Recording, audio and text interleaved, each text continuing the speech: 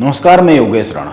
देहरादून में पिछले कई दिनों से एक सवाल बहुत ही अधिक चर्चा में है। आखिर सेंट जोसेफ स्कूल से मल्टी लेवल पार्किंग के लिए जगह लेने के मामले में उत्तराखंड सरकार पीछे क्यों हटी, जबकि यह तो एक जनहित का काम था। और सवाल तो यह भी है कि आखिर स्कूल ने ही आगे बढ़कर जमीन सरकार को क्यों नहीं दी, क्योंकि एक जनहित का काम था। आखिर हुआ क्या है? क्या इसके पीछे सेंट जोसेफ एकेडमी के रसूखदार लोगों से संबंध है जिसके कारण शासन ने अपना निर्णय बदल लिया, या फिर बीजेपी के किसी नेता को इस मल्टीलेवल पार्किंग के बन जाने से होने वाले लाभ की चर्चाएं भारी पड़ गई जिस कारण शासन पीछे हट गया? ये कुछ सवाल है जो बार बार सरकार के फैसले को वापस लेने के कारण उठ रहे हैं और इन्हीं सवालों के जरिए वे कारण तलाशे जा रहे हैं कि आखिर यह फैसला कुछ ही घंटों में वापस क्यों हो गया। आइए बात इन्हीं सवालों के आसपास शुरू करते हैं। देहरादून का बहुत ही नामचीन स्कूल है सेंट जोसेफ स्कूल। यह सचिवालय और पुलिस मुख्यालय के एकदम पास में है, सुभाष रोड और राजपुर रोड के मध्य में। यहां पर आसपास और भी बहुत सारे सरकारी दफ्तर और अन्य दफ्तर, शॉपिंग कॉम्प्लेक्स है। यहां देहरादून का बड़ा ही व्यस्त हिस्सा है, यह बड़ा ही वीआईपी इलाका है। यहां पर पार्किंग की बहुत अधिक दिक्कत है। उत्तराखंड सरकार बहुत सालों से यहां पर एक मल्टी लेवल पार्किंग बनाने का विचार करती आई है। अब योजना यह बनी, सेंट जोसेफ स्कूल के पास एक खाली मैदान है, परिसर में इसी के कुछ हिस्से पर एक मल्टी लेवल पार्किंग बनाई जाए। यह एक जनहित से जुड़ा हुआ मामला है, इसीलिए उम्मीद यह की गई स्कूल प्रबंधन इसमें शासन की मदद करेगा, लेकिन मामला उल्टा ही पड़ गया। अब सवाल उठता है कि उल्टा कैसे पड़ गया। सेंट जोसेफ एकेडमी 1934 में स्थापित हुई। ब्रिटिश सरकार ने इस एकेडमी को 86 बीघा नजूल की भूमि 90 साल की लीज पर दी थी और इस 86 बीघा में से 66 पर स्कूल बिल्डिंग और अन्य भवन बने हुए हैं, जबकि करीब 20 बीघा भूमि स्कूल परिसर में खाली पड़ी हुई है और इसी पर खेल का मैदान भी है जो फुटबॉल का मैदान है, जिसको लेकर चर्चाएं हुई। सेंट जोसेफ एकेडमी को दी गई लीज की समय सीमा जनवरी 2024 में खत्म हो गई। हालांकि स्कूल ने 2023 में ही लीज को आगे बढ़ाने के लिए आवेदन कर दिया, लेकिन लीज पर कोई फैसला नहीं लिया गया। अब लीज पर क्यों फैसला नहीं लिया गया, पहले इसको जान लेते, इसके बाद वर्तमान प्रकरण पर आएंगे। साल 2012 में उत्तराखंड की तत्कालीन सरकार ने देहरादून में सचिवालय परिसर के विस्तारीकरण को ध्यान में रखते हुए एक शासनादेश जारी किया। इसके तहत सुभाष रोड और राजपुर रोड के बीच के कुछ हिस्सों पर नजूल भूमि की लीज आगे बढ़ाने या फ्री होल्ड करने पर रोक लगा दी गई थी। इस दायरे में यह स्कूल भी आता है। अब इस स्कूल की लीज इसी साल जनवरी में समाप्त हो गई, लेकिन लीज पर कोई फैसला नहीं लिया गया, क्योंकि लीज बढ़ाने का तो 2012 में उत्तराखंड की जो तत्कालीन सरकार थी उसी ने रोकने का फैसला ले लिया था। अब एक बार फिर सचिवालय परिसर के आसपास ट्रैफिक के बढ़ते दबाव को देखते हुए पार्किंग और सड़क चौड़ीकरण की कवायद एक बार फिर से शुरू की गई। यहां पर मल्टी लेवल पार्किंग बनाने की योजना बनाई गई और इस प्रस्तावित प्रोजेक्ट की जद में सेंट जोसेफ स्कूल का खेल मैदान आ गया। शासन ने सोचा स्कूल प्रबंधन इस जनहित के काम में मदद करेगा, क्योंकि यह तो बहुत ही पुराना जनहित का प्रोजेक्ट है। 18 सितंबर को शासन ने एक शासनादेश जारी किया, एक आदेश जारी किया। इस आदेश के तहत जिलाधिकारी देहरादून की अध्यक्षता में एक कमेटी का गठन किया गया और कमेटी को 3 दिन के भीतर पार्किंग के लिए जगह चिन्हित कर रिपोर्ट शासन को भेजने के लिए कहा गया। यह चूंकि स्कूल नजूल की भूमि पर बना हुआ है और लीज नवीनीकरण पर रोक थी, तो जिला प्रशासन की टीम सेंट जोसेफ स्कूल के मैदान में पैमाइश करने पहुंच गई।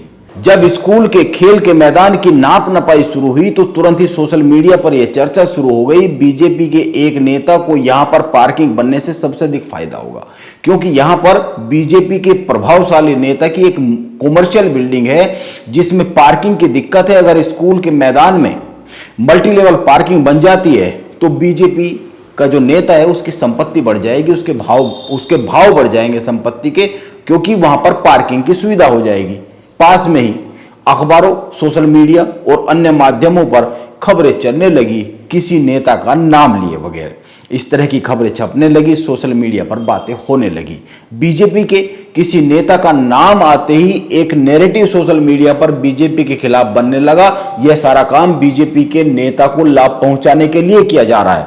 साथ ही यह नैरेटिव भी बनने लगा बच्चों के खेल के मैदान को छीना जा रहा है एक पार्किंग के लिए। इस सब के बीच ध्यान देने की जरूरत यह है कि बहुत ही कम लोगों ने यह महसूस किया कि उत्तराखंड सरकार एक अच्छे काम के लिए इस स्कूल से सहयोग की मांग कर रही है, और अगर खाली जमीन का कुछ हिस्सा मल्टीलेवल पार्किंग को दे भी दिया जाता है तो यह पूरे देहरादून के लिए बहुत ही फायदे का काम होगा। केवल बीजेपी के उन नेताजी जिनका नाम तक नहीं लिया जा रहा था, जिनका नाम तक खबरों में नहीं छाप पा रहे थे, उन नेताजी को कितना लाभ होगा ये तो पता ही नहीं है, लेकिन देहरादून को और खुद इस स्कूल को तो लाभ होना ही होना था, आसपास के लोगों को लाभ होना था। यह देहरादून का एक बहुत ही वीआईपी और व्यस्तम इलाका है। आप लोगों ने ध्यान दिया होगा, सेंट जोसेफ स्कूल में बड़े बड़े अफसरों के बच्चे भी पढ़ते हैं, और स्कूल में छुट्टी के समय जो अभिभावकों की भारी भरकम भीड़ आती है और सभी कारों से आते हैं, और ये सारी कारें राजपुर रोड और सुभाष रोड पर ही खड़ी होती है। इन दोनों सड़कों पर घंटों तक जाम के हालात रहते हैं। सेंट जोसेफ एकेडमी के पास भीतर खाली जगह है, लेकिन अभिभावकों के वाहन वहां पार्क होने के बजाय राजपुर रोड और सुभाष रोड पर ही पार्क किए जाते हैं। यहां पर अगर एक मल्टी लेवल पार्किंग बन जाती, जिसकी बहुत जरूरत है, तो बहुत सारे लोगों को फायदा होता, पूरे देहरादून को फायदा होता। अब राज्य के मुख्यमंत्री पुष्कर सिंह धामी ने सीधा हस्तक्षेप कर स्कूल के मैदान को पार्किंग के लिए लेने पर रोक लगा दी है। यह रोक क्यों लगाई गई यह तो अभी पता नहीं है, लेकिन सवाल 3 उठ रहे हैं। पहला, बच्चों का खेल का मैदान मल्टीलेवल पार्किंग बनाने के लिए लिया जा रहा था इसलिए, और दूसरा, बीजेपी के किसी नेता को अधिक लाभ होने की बात आ रही थी बीजेपी के नेता का नाम आने के कारण। हालांकि वह नाम सार्वजनिक हुआ ही नहीं, पार्टी को कोई राजनीतिक नुकसान होने का डर तो नहीं सताने लगा था क्या इसीलिए? या फिर नंबर 3, जो सेंट जोसेफ एकेडमी है उसका रसूखदार लोगों में बड़ा असर है, क्या इस कारण सरकार पर कोई दबाव आया और शासन ने अपना फैसला बदल दिया? यह भी एक सवाल उठ रहा है, क्योंकि अभी यह साफ नहीं हो पाया है कि क्यों यह फैसला वापस लिया गया। हालांकि फैसला बदलने के साथ साथ यह कहा गया है कि जो छुट्टी के समय वहां अभिभावकों की जो एकदम इतनी भीड़ लगती है, कारें होती है, वह स्कूल परिसर में ही अंदर पार्क होनी चाहिए, वहीं पर होनी चाहिए, सड़क पर जाम नहीं लगना चाहिए, सड़क पर खड़ी नहीं होनी चाहिए। लेकिन जब मुख्यमंत्री धामी ने सीधा हस्तक्षेप कर स्कूल का मैदान पार्किंग के लिए लेने पर रोक लगाई, तो हिंदुस्तान अखबार में छपी खबर पर ध्यान देना चाहिए। स्कूल की इस जमीन को लेकर एक प्रभावशाली व्यक्ति के द्वारा लगातार दबाव बनाया जा रहा था। रेस्तरां लॉबी को धामी के हस्तक्षेप से झटका लगा है। जो अखबार में खबर छपी है उसका एक हिस्सा है, उसमें ये इंसर्ट बॉक्स लगा है। आप एक बात पर और गौर कीजिए, जब सचिव आवास आर मीनाक्षी सुंदरम ने स्कूल की नाप नपाई का आदेश जारी किया था, उस समय टाइम्स ऑफ इंडिया में बात करते हुए उन्होंने एक बहुत ही महत्वपूर्ण बात कही थी। उनसे जब लीज नवीनीकरण का सवाल किया गया तो उन्होंने टीआई को कहा, लीज नवीनीकरण करने का सवाल ही नहीं उठता है, स्कूल में हजारों छात्र पढ़ते हैं, हम ऐसा कोई निर्णय नहीं ले सकते जो उनके खिलाफ हो। यानी यह पहले से ही साफ था, स्कूल की लीज तो बढ़ेगी ही। कोई भी शासन या प्रशासन 4000 बच्चों के भविष्य को अंधेरे में पहुंचाने का निर्णय तो ले ही ले सकता है। इसीलिए जब स्कूल की लीज बढ़ने की बात ही थी, जैसा कि अखबार में छपे बयान से, आर मीनाक्षी सुंदरम के बयान से साफ साफ दिखता है, तो इसीलिए यह जो जनहित का काम था इसमें आगे बढ़कर सहभागी स्कूल भी निभा सकता था।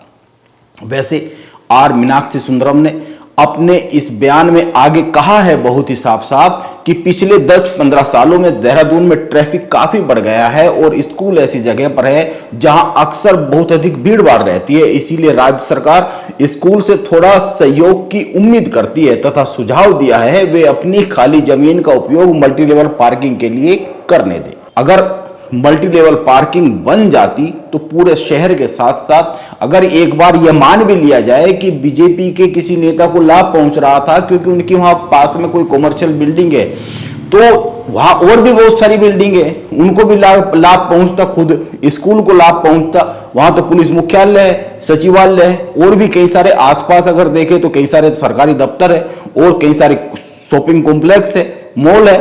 तो जिसका नाम तक अखबार और सोशल मीडिया अन्य माध्यमों में या मीडिया के अन्य माध्यमों में नहीं लिखा जा रहा है, अगर उनको लाभ हो भी रहा था तो लाभ तो पूरे शहर को हो रहा था, स्कूल को भी लाभ हो रहा था। इसीलिए सवाल तो स्कूल प्रबंधन से किया ही जा सकता है, आखिर वो सहयोग के लिए तैयार क्यों नहीं हुआ। और एक सवाल तो उत्तराखंड सरकार से भी किया ही जाना चाहिए, आखिर ऐसा क्या दबाव आ गया था कि अपने फैसले को, शासन को वापस लेना पड़ गया देहरादून के इतने बड़े जनहित के फैसले को। वैसे स्कूल की ओर से मुख्यमंत्री धामी को धन्यवाद करते हुए एक चिट्ठी जारी की गई है, जिसमें लिखा गया है, मैनेजमेंट, स्टाफ और छात्र आदरणीय मुख्यमंत्री जी का धन्यवाद करते हैं। मैं सोचता हूँ क्या स्कूल इसी तरह की चिट्ठी मल्टी लेवल पार्किंग के लिए जमीन देने को तैयार होकर भी जारी कर सकता था, यह एक जनहित के प्रोजेक्ट के लिए। खैर, यह तो स्कूल प्रबंधन के सोचने और विचारने का विषय है, हो सकता है सोच विचार हो रहा हो। नमस्कार, मैं योगेश राणा।